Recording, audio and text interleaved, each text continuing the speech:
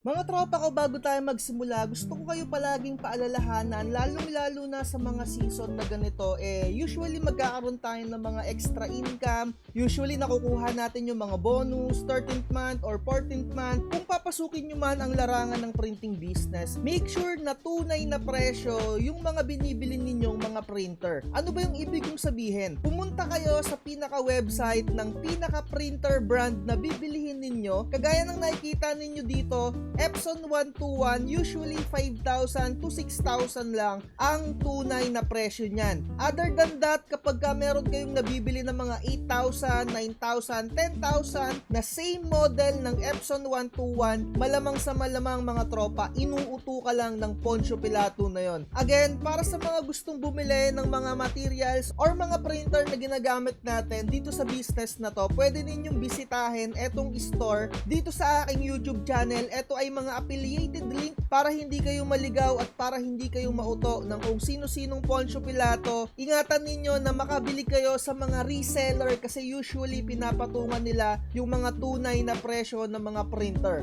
So simulan na natin yung content natin para sa ngayong araw na to. May nag-comment lang sa akin, halos 2 weeks ago na rin ata to or 13 days ago to be exact. Shoutout natin si Karen Jane Aburan. Sabi niya dito, bakit daw iba yung lumalabas sa kanya dun sa kanyang printer properties? Ito yung pinaka-example mga tropa. Kapag ka magpiprint tayo, usually gamit tayo ng Word or yung MS Office na tinatawag. Kapag magpiprint na kayo, 'di ba? Pipili kayo ng pinaka-printer na ginagamit nyo. And halimbawa, etong Epson 5290, kapag ka kinlik natin yung pinaka-printer properties niyan, ganito yung lalabas. Pwede natin palitan yung document size. Halimbawa, A4 yung ginagamit natin na papel, papalitan natin ng paper type, kung bond paper yung ginagamit natin or photo paper, pipili tayo dito Epson Matte, Epson Glossy or Premium Glossy, and syempre pipili rin tayo usually ng mga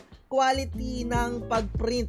Halimbawa yung normal printing lang, which is etong standard, and kung gusto ninyo na malinaw, pipindutin nyo yung high quality. 'Di ba? Ayan yung usually na makikita ninyo sa printer properties ng mga printer natin. Other brand mga tropa, may mga ganyang settings din, lalong-lalo na yung mga Brother printer, Canon printer. Kung iba yung mga nakikita ninyo sa selection sa mga printer properties ninyo, isa lang ang hinala ko dyan, maaaring hindi ninyo in-install pinaka-drivers nung pinaka-printer ninyo. Ano ba yung drivers na tinatawag? Ito yung software na makakapagpa-control or makakapagpatakbo normally ng mga printer ninyo. Kailangan yung i-install yan, kailangan yung i-download sa mismong website ni Epson Printer. And basically mga tropa, kapag bumili ka ng printer, may kasama siyang CD. And syempre, sino pa ba ang gumagamit ng DVD drive dito sa ngayong panahon na to? 2025 na, wala nang gumagamit ng ganyan, 'di ba? Hindi ko alam sa mga manufacturer ng mga printer, bakit sinasamahan pa nila ng CD? 'Di ba? Na which is typically yung pinaka-drivers na kailangan natin, nandun pa nakalagay. And yung mga printer natin, mga laptop natin, wala na yung mga DVD drive kung saan mababasa yung pinaka-CD. 'Di ba? Kaya hindi natin alam or hindi nila alam sa mga bagong user ng mga printer kung ano yung ida-download nila. Kaya iba yung na-encounter nila dito na mga settings. Eto, bibigyan ko kayo ng halimbawa. So, meron tayo ditong Epson 121. And kapag ka binili ninyo yung printer na yan, and kapag ginamit ninyo, sinalpak nyo lang sa pinaka-printer ninyo magagamit yung paper type, and eto lang yung pinaka-settings nyan. 'Di ba? So, kung ganyan yung nakikita ninyo, pagka bumili kayo ng mga printer, kailangan ninyo pa ring i-install yung pinaka-mismong driver. Although, yung pinaka-Epson 121 kasi mga tropa, kulang-kulang din yung pinaka-settings niya, ng pinaka-driver niya. Kaya kailangan natin din siyang i-bypass. So, paano yung bypass na tinatawag sa drivers? Ito yung gagamit ka ng another software para magamit mo ng pinaka 100% yung printer na yon, na which is eto na yung magiging itsura niya. So ang gagamitin ninyo basically kung gumagamit kayo ng Epson 121 or Epson 120, ang ida-download ninyo na drivers ay Epson 110 para ma-achieve ninyo yung full capabilities ng pinaka printer ninyo. Kagaya nito, napapalitan na natin yung kanyang paper type, 'di ba? And marami na ring selection dito ng document size. So ganun lang mga tropa, at eto no, meron na rin tayong mga more options dito kasi kapag hindi ninyo in-install yung pinaka drivers ninyo, wala kayong mga settings na ganito. Usually kapag ginamit niyo yung printer ninyo kapag bagong bili, ang mai-install lang doon yung pinaka generic lang na drivers, na which is eto ipapakita ko sa inyo. Again, kapag bibili kayo ng pinaka printer mga tropa ha, make sure na mada-download at may install ninyo yung pinaka-drivers niya mismo. Kasi ang may install lang kapag sinalpak nyo lang ng direkta yung pinaka-cord dun sa pinaka-printer ninyo, generic lang yung may install, kagaya ng ganyan. So, hindi ninyo ma-edit or hindi ninyo maikiklik ng maayos yung mga settings. So, halimbawa, Epson 5290, kailangan yung i-download yung drivers. So, kung kailangan nyo rin na mag-borderless, i-download nyo rin yung Epson 382. Ayan, kagaya ng mga nakikita ninyo dyan. So, paano ba yan mga tropa? Ano ba yung gagawin? Pupunta lang kayo sa pinaka-website nila. So, halimbawa, dito sa Google, i-type ninyo Epson 110 or ilagay nyo Epson 110 driver. Pupunta na kayo niyan sa pinaka-website. Ito yung pinaka-website nila. I-click nyo lang yan mga tropa. Tapos i-select lang ninyo yung pinaka-operating system ninyo. Halimbawa kagaya sa akin, ako ay naka Windows 10 64-bit. I-click nyo lang yung Go and i-click nyo na yung drivers. Ayan o, download nyo lang yan.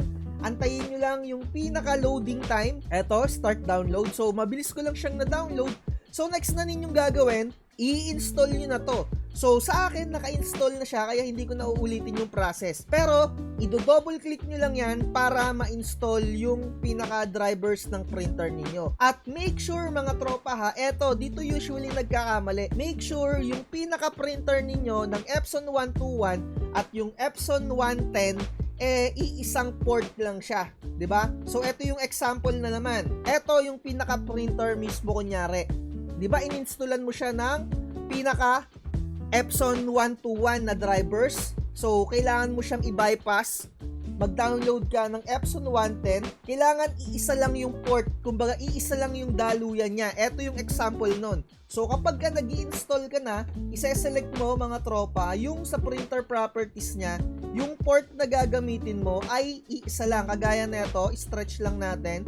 Kung nakikita nyo ng maayos, USB number 5, dito ko in-install yung Epson 121 and eto naman yung Epson 110. Iisa lang sila ng daluyan, 'di ba? Kumbaga, kapag ginamit natin etong Epson 121, ang gagamitin niya natin etong 110, magpi-print siya kasi nasa isang port lang siya. Ayan oh, 'di ba? So halimbawa, yung Epson 5290 natin, ayan oh, yung printer properties niya, meron siyang settings. Kasi in-install natin yung pinaka-drivers niya mismo. So isa rin na kailangan talaga ninyong i-install yung pinaka-drivers niyan kapag kayo ay magre-reset. Usually may mga nag-a-avail sa akin na mga hindi daw nila na-reset yung pinaka-printer nila kasi hindi nila ini-install yung pinaka-drivers nila. So eto no, nakikita nyo naman kung ano yung mga printer na meron ako. 5290, ayan no, sa control panel to. 5290, 3110, 805, at eto yung pinaka pang borderless. Etong dalawa naman yung pang Epson 121. Kailangan naka-install yung drivers ninyo para hindi nyo ma-experience yung iba yung printer properties. Again, sa control panel, makikita nyo to mga tropa dito sa uninstall.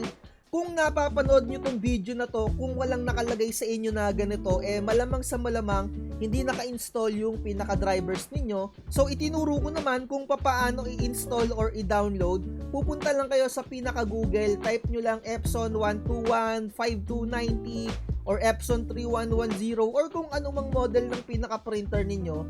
I-click nyo lang yung website na yon, select lang kayo ng pinaka-operating system ninyo dito, tapos i-click nyo na yung drivers.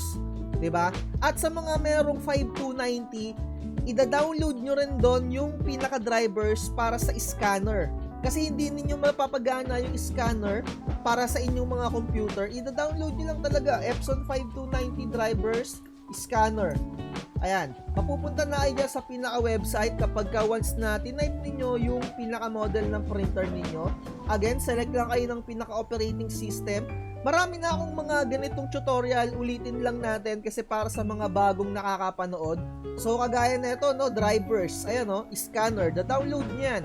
So halimbawa, meron kayong existing na Epson 3110, ida-download nyo pa rin to kung meron kayong panibagong scanner for 5290. And another one kung meron ulit kayong for Epson 3250. Kasi usually hindi yan gumagana eh. Na-experience ko kasi yan eh. Meron akong Epson 3110 dito and hindi ko na in-install ulit yung pinaka-driver para sa Epson Scan. Hindi gumana.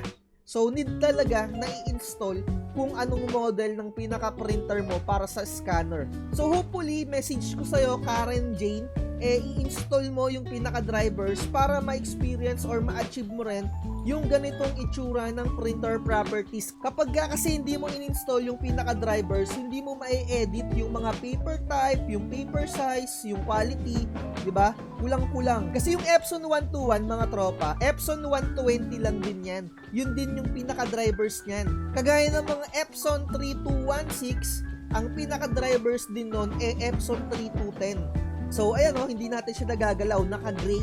So, hopefully mga tropa, na-gets nyo. Kasi paulit-ulit na yung content natin na to. Para lang to sa mga baguhan na mga hindi pa alam na ganito yung ginagawa. Again, kung bago yung printer ninyo, kailangan ninyong i-install at i-download yung pinaka-drivers. At lalong-lalo na sa mga magre-reset, hindi gagana yung resetter ninyo kung wala kayong pinaka-mismong drivers kagaya ng ganito. Hindi So, lahat ay dito na tunay natin sa tapusin yung mata. content natin. Pag may Like, share, and makikilala, subscribe. Kung panahon lagi ang yung sinasabi, magtuturo. wag na wag Makikita po magpapakito. hindi naan sa Bye-bye. promo. Huwag kang magpapauto, mag-isip ka sa pilian. Sa laro ng buhay, dama ang tampuhan. Hindi lahat ng nagpa-hype, siguradong totoo. Sariling landas, hanapin mo.